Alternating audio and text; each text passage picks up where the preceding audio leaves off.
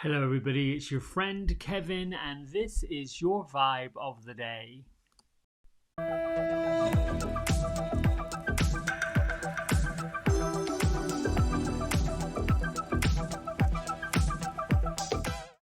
Well, hello, hello, hello, hello. I am happy to be here. I hope you're happy to be here in whatever time zone, wherever you are in the world, on the planet.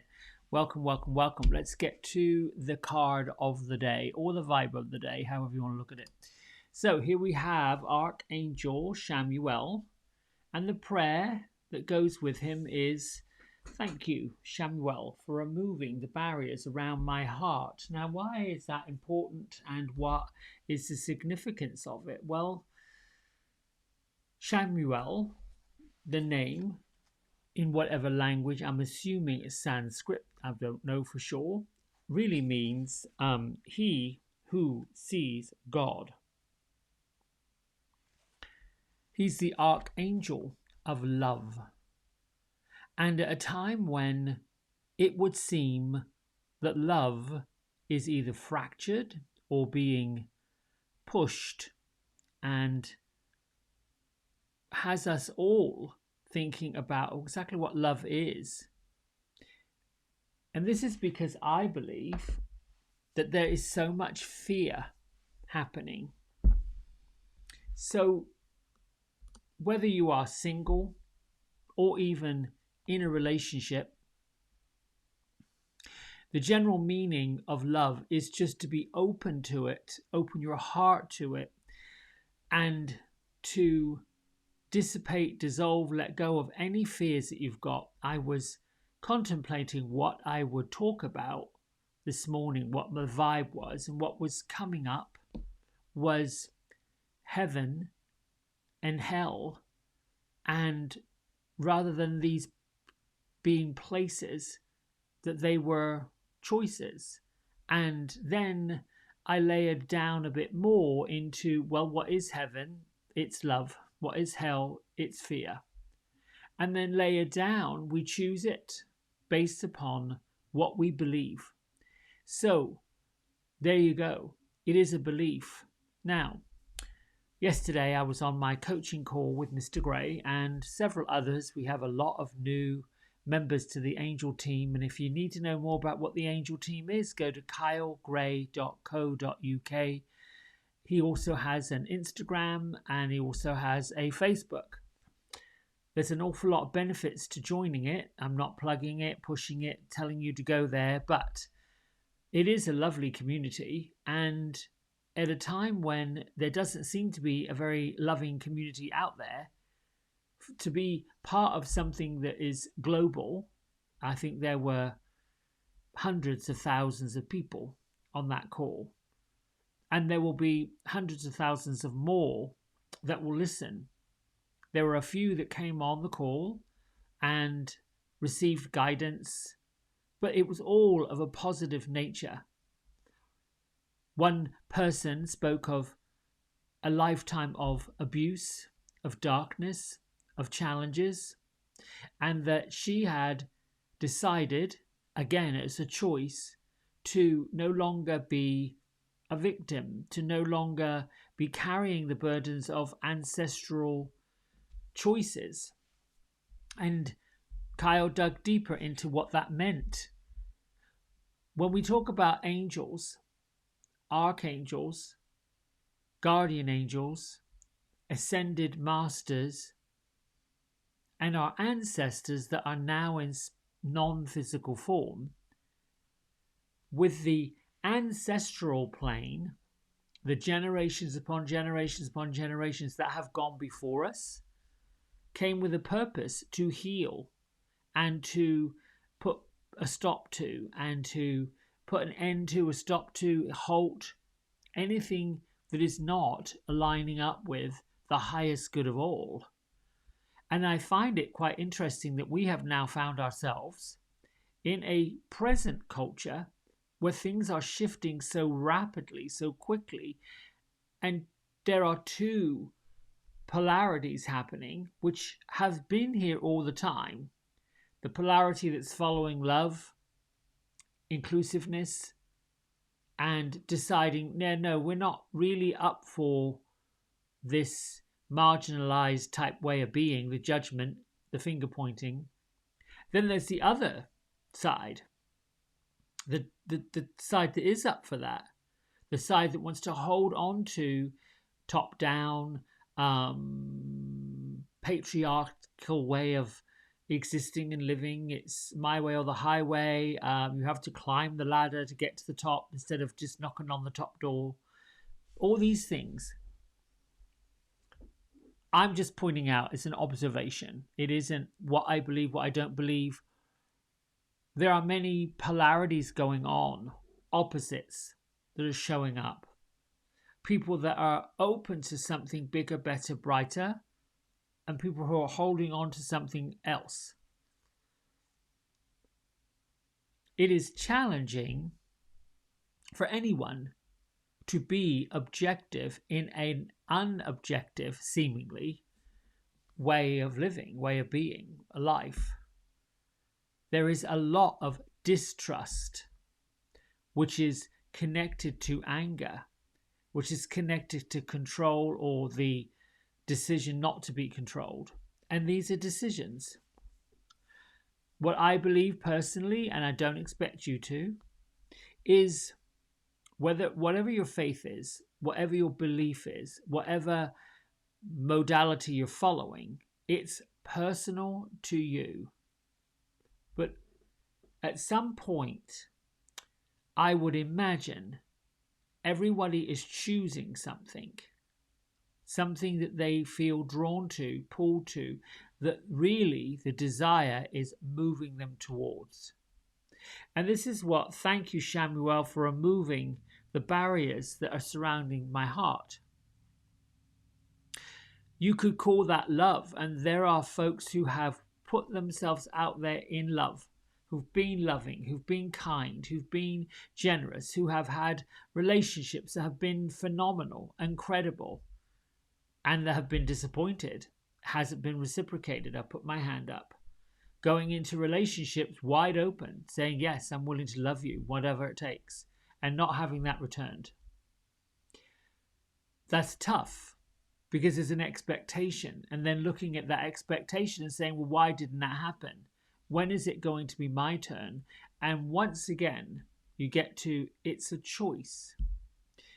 I spent years trying to be somebody I wasn't. I spent years trying to do things physically that was against who I was, what I was, not authentic.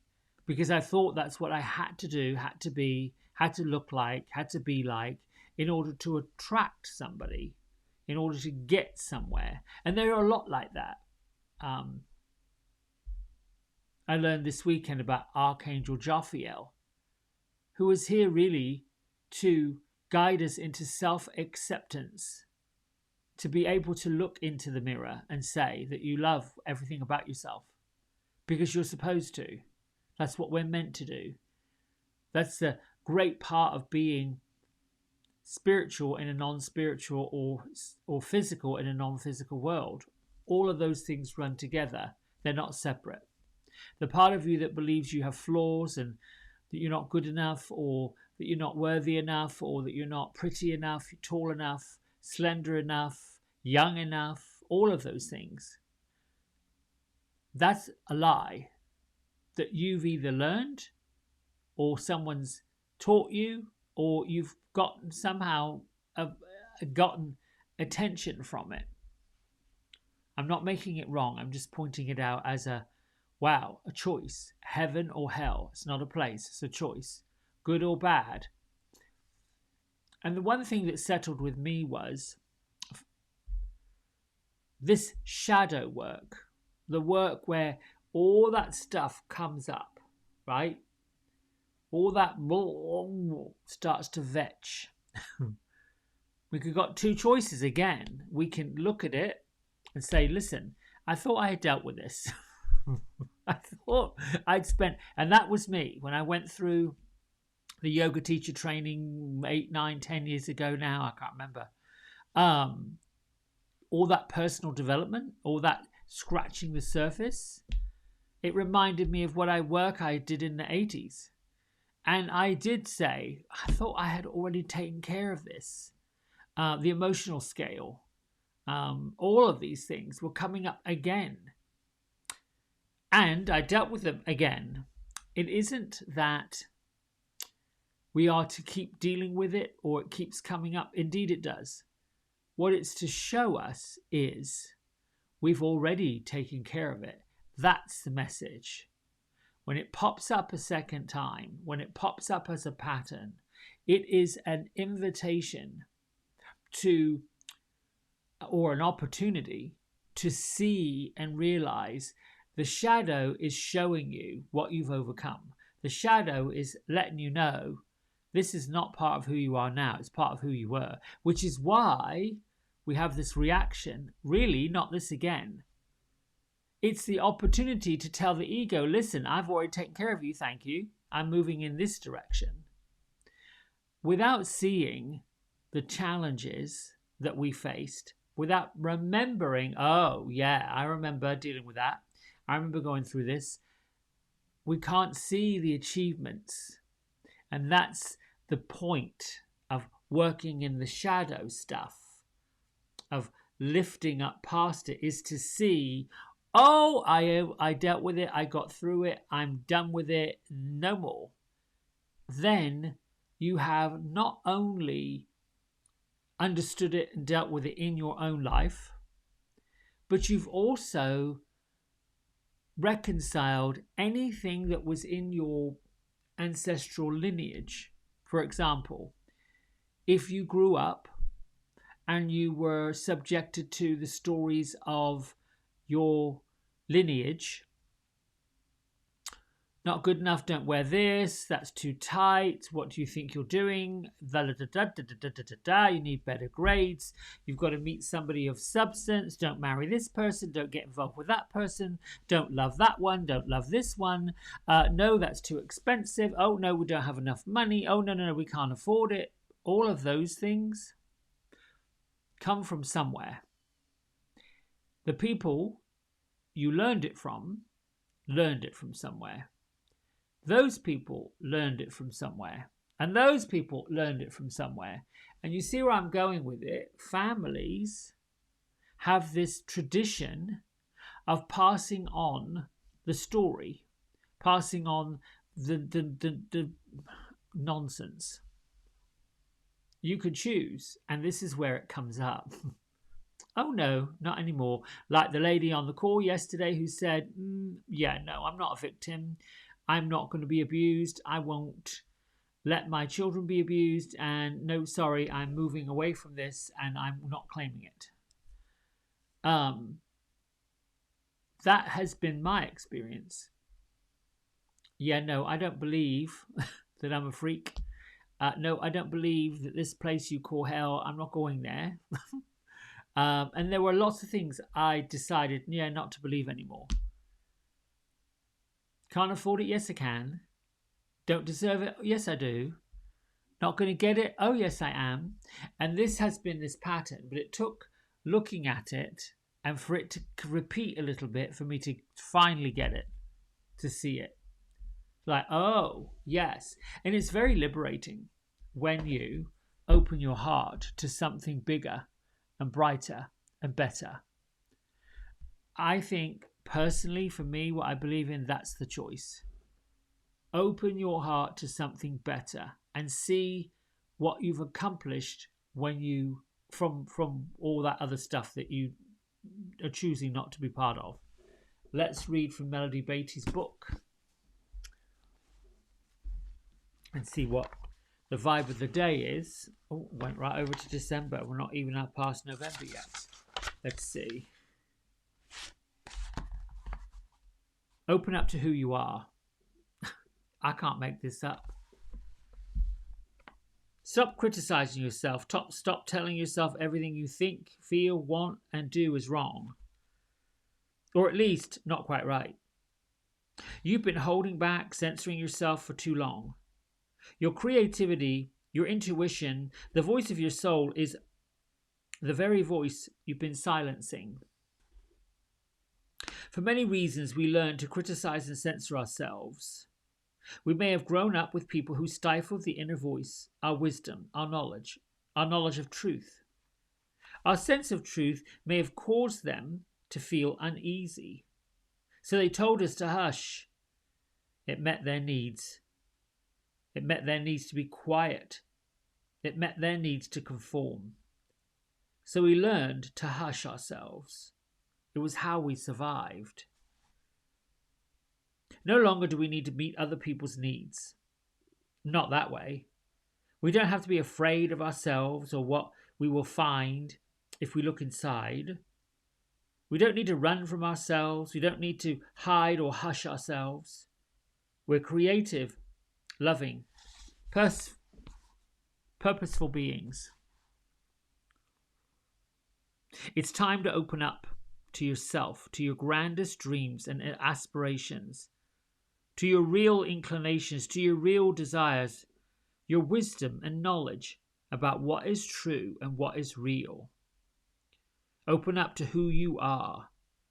Listen to yourself, express yourself, enjoy who you are, and you'll find other people enjoy you too. That's the key.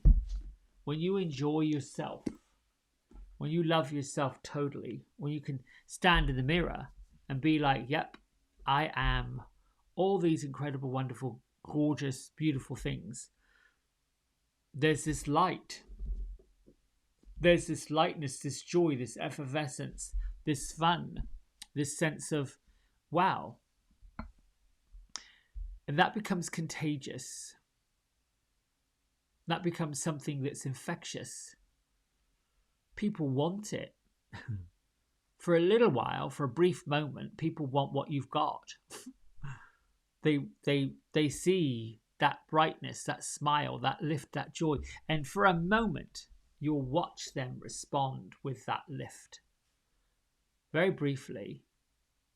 Next time you catch eye contact with a complete stranger, no matter where you are, even where you're wearing your mask, they can see your eyes. They can see the love in your soul and watch. Some people will be taken aback by it and won't trust it.